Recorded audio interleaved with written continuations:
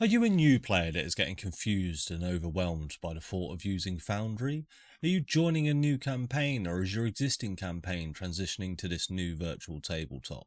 Well, in the next 10 minutes, I will teach you some of the raw basics that you will need to know going into your next session. So one of the first things you'll see when you get given the link to the Foundry instance by your DM or another player or whatever is this screen here. This is your typical authentication page or your login page. You may see a different title. This is just Curse of Strahd. You may have a world description that you can read to your heart's content. I don't have one because I don't know, I just couldn't be bothered.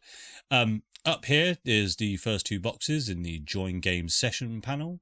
The top box is a drop-down, so you'll get to pick which user you would like to play as. If a password is associated to that user account, you will be given it, I assume. My users don't typically have passwords, so let's just log in. Now, one of the first things you'll see is this grey screen. Don't panic. It's loading. All right, don't be that guy going, all I can see is a grey screen. It's just grey, it's not doing anything. It is, and it will load eventually, I promise you.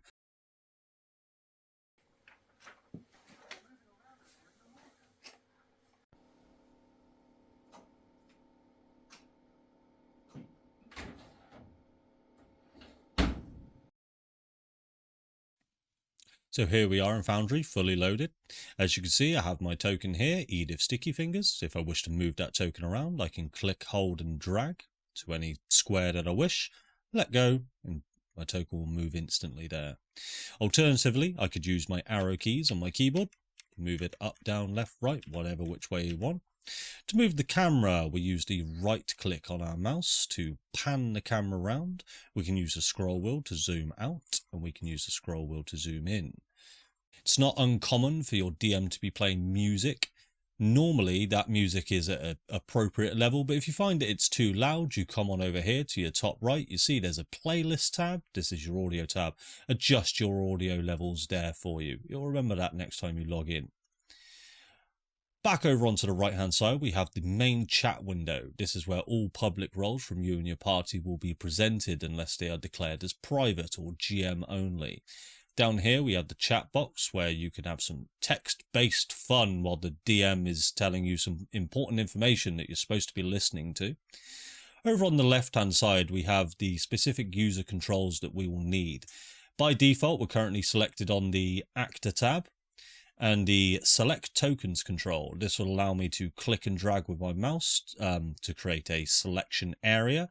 If there was more than one token that I was owning at that time, I would be able to select multiple, such as a druid with wild shape or conjure animals. Currently, right now, I only have one token that I am able to select.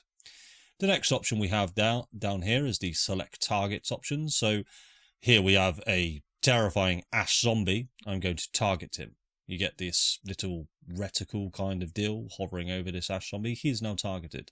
In order to untarget him, we just click him again. Now, it is sometimes a little bit exhausting to have to come up here and keep changing the controls. So as a short little tip, you can just hover over something in any control that you are and press the letter T on your keyboard to target it. If we wish to target multiple things during that time, you hold Shift and T. I can't show you here. I've already got one target. The next option we've got down here is the measure distance control. So if we click on that one, click and drag our mouse, it will measure distance. Again, there is a keyboard shortcut for this. Go back onto this mode.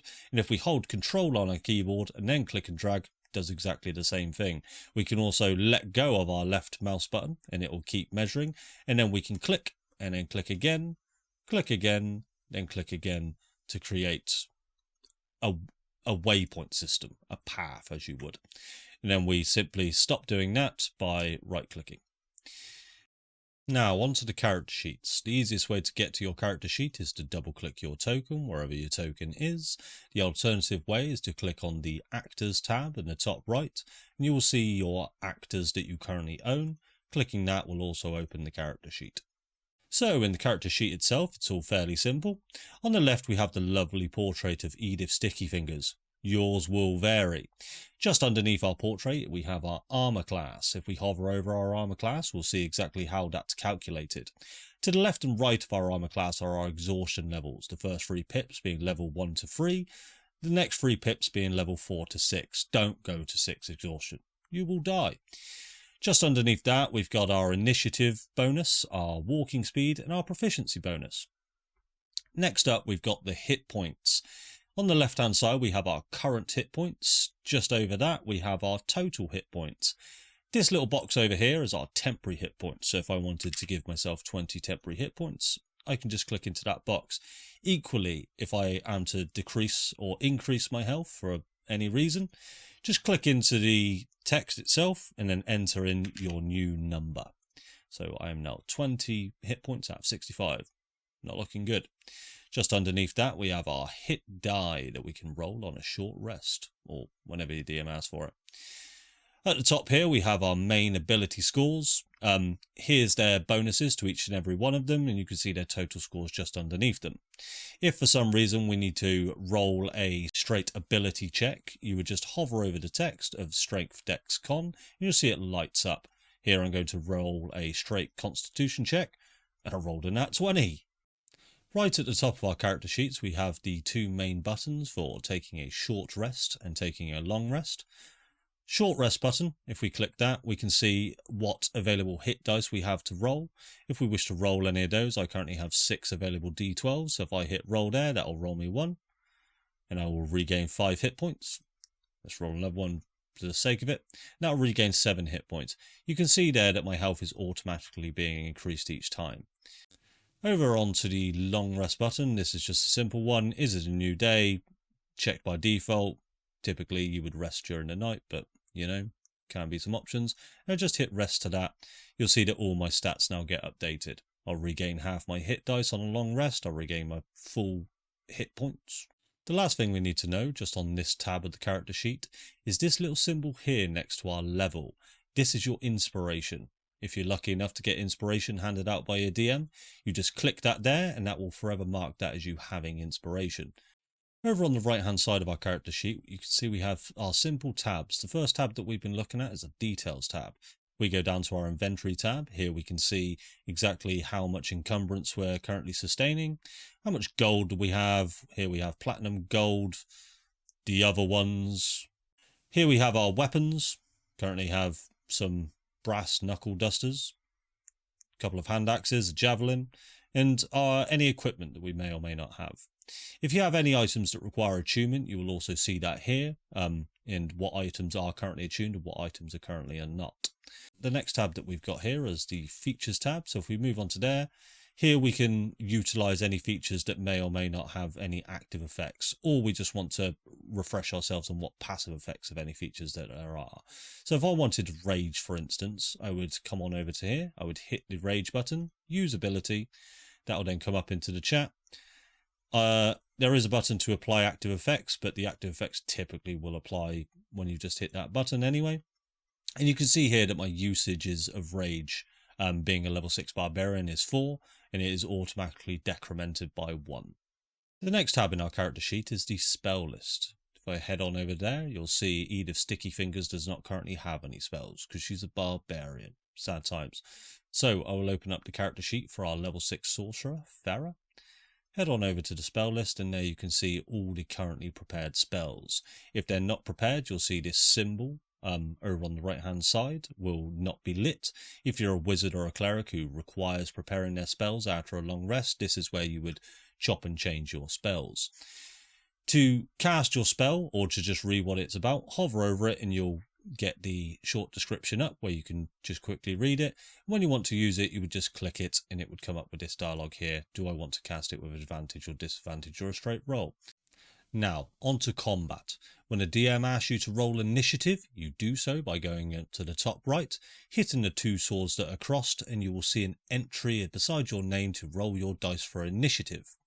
If you click that, it will roll your dice, and we have rolled a nat 20 for initiative. It also comes up in the chat window down here, 22 for everybody else to see. Once combat has been initiated, you will see down here in the bottom right the combat tracker. This will show whose turn it currently is and whose turns will be up next and in what order. As I rolled a natural 20, I get to go first. To move my token, I'll click on my token, click, hold and drag to anywhere I like, let go, and it will move my token. Another way of moving your token in combat is to use the measurement tool. I may want to check how far away this ash zombie is to my current token and my current position. To do that, I would hold Control on my keyboard, click and drag from where I currently am, and then move it to where I would like to go. I would like to move straight in front of this ash zombie, so to do that, I will hit spacebar while holding the measurement control. That'll move my token exactly where I've placed the end of the measurement line. In order to attack the ash zombie, I will come on over to my character sheet. Now, I'm a level 6 barbarian, so I am going to rage. So I head on over to my features tab. I find my rage action. I hit that and it will come up with this dialog here. The first checkbox is consume available usage. Yes, you do want to. And then use ability.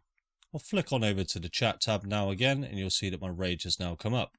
I am now currently raging. That means I get +2 to my damage rolls, blah, blah, blah, blah. We're not here to learn about barbarians. Now, in order to attack this ash zombie, as rage is just a bonus action, I'd like to attach it with my brass knuckle dusters. To do so, first of all, I need to target the ash zombie.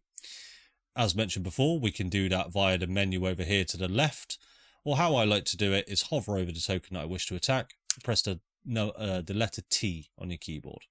Once it is targeted and has this reticle around it, I can go ahead and hit my brass knuckle dusters, much in the same way that I did my feature. Now, it will come up to ask you, do you want to roll with advantage, a straight roll, or disadvantage? I'm going to roll recklessly, so I'm going to roll this with advantage. And terrible rolls, but a 15 does hit. You can see down here the small green check mark. You may not see this check mark in your version of Foundry. It may or may not be enabled. Ask your DM, does 15 hit? They'll tell you if it does or not. If it does hit, you should have in the same chat window the option for attacking again, or the ability to use your damage options. So if I hit that, it'll roll me a d12, rolled max damage, 18 damage in total. If you are holding a martial weapon that is versatile, you will also get the option to roll your damage as a versatile damage. And there you have it. There is the Foundry basic tips in a very short amount of time. For any advanced guides, I will be putting up other videos that explain advanced features of Foundry from a player's perspective. So go ahead and hit that like and subscribe button if you enjoyed this. Thanks. See you next time.